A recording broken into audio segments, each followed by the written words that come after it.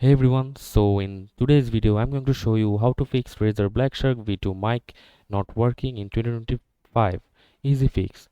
So for that you have two options to fix this problem. So first of all you need to go to Windows and search for update.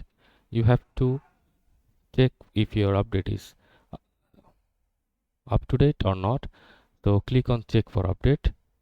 And you can also come to this menu by another method, like you can just go to your settings and just click on system, and after that you have to just click on Windows Update and you can check for updates here. And the second method which can fix this problem is you have to search for device manager and click enter, and after that you have to find the problem that is making.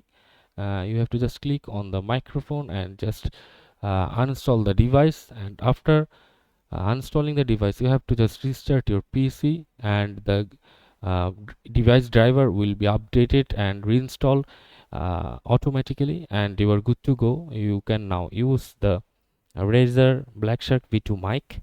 And that's it for today. See you on the next video.